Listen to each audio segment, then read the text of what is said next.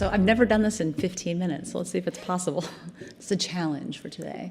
So Modus Therapeutics is a private biotech. We're located in Stockholm, Sweden. We were founded in 2011 out of a lab at Karolinska Institute. And the founder, Mats Wahlgren, is still involved in the company. You can see what we've raised, $25.3 million to date, and we just recently did a round with HealthCap coming in as a big investor in our company this July. We have about 20 full-time employees, and we're all focused kind of on heparin drug development. So some of the people in the company have been with heparin since the early days. As you may know, heparin was part of that program was found in Sweden. So this is our leadership team. I'm joined today by John Ode, our CMO, who's here and happy to answer any questions later that you might have on the science or the medical aspects. So the reason we're really excited about this program is that this is a rare disease. So as you know, in the US, that means you can premium price the drug, but the number is about 100,000 in the US, so it doesn't hit the radars of the payers. I put rare disease plus there, though, because there is a greatly expanded opportunity here in the Middle East. And what people don't realize when we're talking about sickle cell disease is it may be rare in the US, but it's quite large elsewhere. So in the Middle East, we think that there are over 1 million patients with sickle cell disease. In Africa, there could be as many as 8 million people. So it's hard when you talk about this disease because it is a rare in the US, but nowhere else. And that brings opportunities for additional expansion. It's also one of the diseases that has the clearest unmet medical need. These patients have nothing. And the primary manifestation of the disease is a painful crisis where they feel like their arm or leg is being cut off with a drill. And there's nothing to do for them except morphine. So high unmet need here. The mechanism of action of our drug is supported by many human clinical trials. So we have, in essence, a proof of principle with other drugs that will relate to ours, which we'll talk about. I have human safety in over 150 patients with this drug, so we've shown it to be safe. We have both best-in-class with our IV formulation and first-in-class with our sub-Q formulation opportunity here. If you look at the market research, it shows that the IV opportunity alone is over $1 billion opportunity, and that only grows when you go to subcutaneous. We have a lot of data readouts coming soon. So our phase 2 IV study is currently finishing recruitment and should recruit by the end of the year with data expected the middle of next year. We're also starting a phase 1 subcutaneous study in the US. And we have good patent protection. So we have 2 patents, a substance and a method of use patent, and they're both good till at least 2032, and that's with no extensions. So I'm going to spend 1 minute on sickle cell disease because I'm sure most of you have already heard of it, but this is a genetic disease, and that's important because this disease looks the same if that patient's in South Carolina, if that patient's in London, if that patient's in Africa. It's the same genetic disease, and there are no treatments available, so they're treated very similarly. The disorder, the primary manifestation is an acute painful crisis. As I mentioned, they'll feel like their arm's being cut off. This may happen 4 to 7 times a year, and the rest of the time they probably feel okay. But that painful crisis is often enough to drive them to the hospital. And there are no approved therapies, so they only get morphine. And you can imagine, I'm a patient, I'm likely African American because I have a gene that comes from West Africa. I may be low income because I can't keep a job, because every time I try to keep a job, I have a Vaso occlusive crisis and I have to go to the hospital. So I'm low income, and I'm drug seeking because I go to the hospital, and when I need a drug, I say, I need hydroxycodone and I need it now. So you can imagine this profile isn't very attractive to some of the ERs. And so these patients tend to be ignored, and they've kind of given up on healthcare because nobody will help them. Huge unmet need here. I think the important thing to note is we're not trying to just treat the pain. In the painful crisis, you get the pain is caused by the vaso-occlusive crisis, which lacks blood flow to the organs. So you get early organ damage, early organ failure, and early mortality. So your life expectancy in this patient population is 25 to 35 years of age. Unacceptable.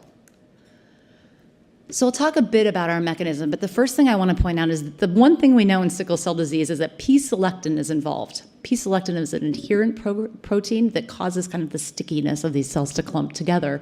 And a number of companies are trying to address P-selectin. We have a Novartis study with crizanlizumab, which we'll talk about a bit later, that was effective and showed a decrease in the number of VOCs amongst the patients in the phase 2 study. Pfizer's Rivapanzil is currently in phase 3. Although they weren't statistically significant in phase 2, they did show a trend that caused that drug to move into the phase 3 setting. And then we also have a study that's pretty unknown, which is interesting because it's the biggest study in sickle cell disease to be run to date with positive data, yet no one knows about it.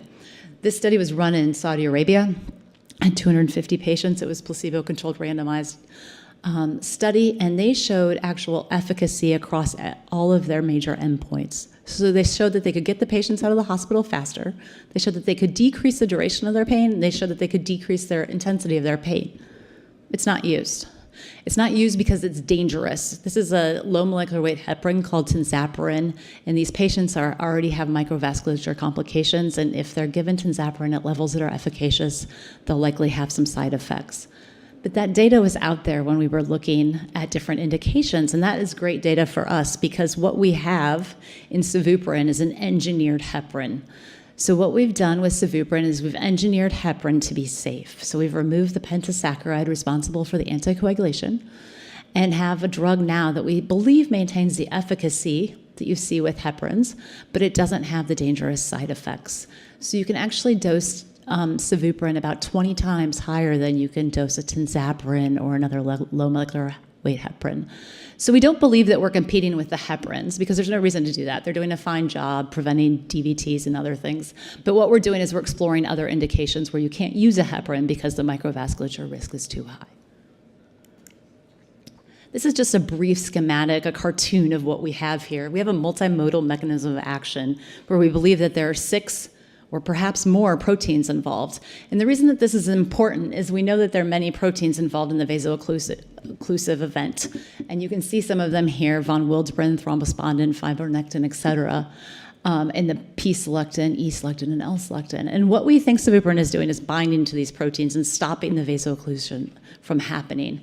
We also, in preclinical studies, have shown that it also can reduce the vaso-occlusion. So not only could it be added at the beginning of the event, but it can stop an event after it's already happened. The crisis is depicted in this figure by Samuel Ballas, who is out of Thomas Jefferson University.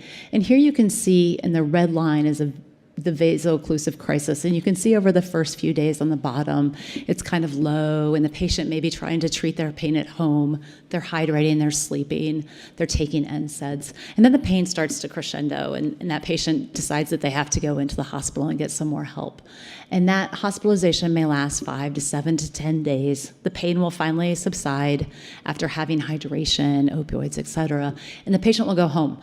The problem is that the patient often comes back. So you can see that 50% recurrence is the chance that a patient who's had an episode will have to come back to the hospital for treatment of their second episode. And so we're hoping with sevuprin to address that population in the recurrent setting with our subcutaneous. So what we envision happening is we have our IV study going on now. Those patients will receive the IV therapy in the hospital, and then they'll get ready to go home, and they'll take the sub-Q home with them. And then we'll look at the number of readmittance off of that sub-Q. That study will pave the way for another study, which you can see on the far left, where we have the prodromal population. And so our hope is once we get the data from the recurrent population, we can take it and we can go home with the patients and we can say, okay, take this this sevuprin, take it home with you and start dosing there. So this is a schematic of the competition. People often ask me, well, I've heard about this, and there are a lot of people out there. And that's true. There are a lot of people out there because there's a huge unmet need, and there are no available therapies. So if you look at the top half of this chart, you'll see the opportunities that we think sevuprin sits in. In the middle of that pie chart, you'll see sevuprin IV and rivapansel. Rivapansel is the Pfizer compound. It's in phase 3 study right now to read out in the middle of next year, and they have a pan-selectin mechanism of action. So we're competing with rivapansel in this IV space, and that's the hospital-based administration with an IV formulation. We're not competing with anybody else in the other two, though. So subcutaneous sevuprin, we feel, has an opportunity both in the recurrent space and that prodromal space that we talked about. And the reason we like that prodromal space is when we talk to patients, they say, I want something to stop my VOC in its tracks. I want something that I can use at home so I don't have to go to the hospital. Everything that they want is in a subcutaneous at-home administered formulation. So we're pretty excited about that because it really addresses what the patients want to see in their therapeutic. On the bottom of the slide, you'll see the prophylactic therapies that are currently under development. Global Blood Therapeutics has GBT440, which I'm sure you've heard about. Novartis has a drug called crizanlizumab. Crizanlizumab looked great in phase 2, and they're currently in discussions with FDA. And then Global Blood has a phase 3 compound, and they're currently in discussions with FDA as well. I think either of these compounds coming up is going to grow this market. It's going to be great for patients. And the nice thing is that we can go on top of either of them. So I think you'll see a scenario, hopefully, evolving where you have a prophylactic therapy out there that the patients can take on a daily basis, and then we have an acute therapy that goes on top of it. Our current study is shown here. This is an IV phase 2 studied. We opened it up in the Netherlands and then expanded quickly to the Middle East. And the reason we did that is because the Middle East has a prevalence of 25 to 40% in this area. So 1 out of 4 people in most regions of Saudi Arabia are walking around with sickle disease. So that makes it much easier to recruit your study because suddenly you have a whole population of patients. This is very different than the situation in the US, and you'll hear that from my competitors when they talk to you about the recruitment challenges in sickle cell disease. So we're looking at FDA kind of approved endpoints here, very similar to that which our competitor Pfizer is looking at: length of hospitalization, severity and duration of pain, and use of opioids. And we really believe hitting on any one of those would be success to move us forward. We're looking for 150 patients that are treated for 2 to 7 days. And unlike most of the competitors, we have very few sites. So we have only, I think we have 16 sites today that are actively enrolling. And that means we're getting a large number of patients from each site, which we hope will decrease our signal to noise variability and give us a good readout. This study, as I mentioned, is due to recruit the last patient in December, and we expect the results middle of next year. That is going to go along with our subcutaneous program. So we submitted our IND to the FDA in October and learned a couple of weeks ago that we've been accepted. So we now have FDA approval of our program and our drug. And we'll start our subcutaneous study in January. And that will, again, be important to move into a home-based setting. This is a huge opportunity. As I mentioned, the commercial data out there suggests the IV in the hospital setting is already worth $1 billion. And the sub-Q, I think, would be much more substantial. So a lot of opportunity in this disease area. And we've seen a lot of deals done. People recognize the opportunity, and they're acting upon it. So the Novartis deal with crizanlizumab was $665 million. Pfizer did a deal in $240 million, both kind of in the same space where we are now. So we really think there is money to be spent in this disease area. This is our timeline here. You can see our phase 2 ending, phase 1 starting. We have top-line report, CSR available middle of next year, and we'll have an important end-of-phase 2 meeting with the FDA at the same time, and then are looking at potential options for an IPO while we're starting our phase 3 and 2/3 programs. I think one of the things we like to talk about is our delivery. So we have a small team, but we've been very busy. In February, we received our EU patents. In April, we got pediatric rare disease designation from the FDA for the program.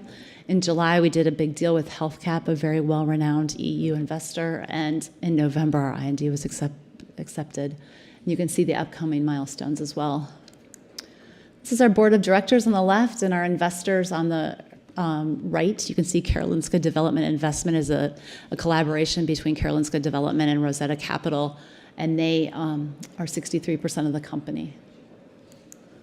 So hopefully what I hope I've convinced you of today is that we have a best-in-class, first-in-class opportunity here with blockbuster potential. We've demonstrated the safety in 2 studies, and we're about to show you efficacy, hopefully, in the middle of next year. We have both an IV and a subcutaneous route, and we think that the sub-Q is really going to bring patient convenience that they haven't yet seen to an at-home dosed savuparin. We think the opportunity could exceed well over $1 billion, and our intellectual property and regulatory path forward are both robust. So thank you for learning a little bit about Modus today.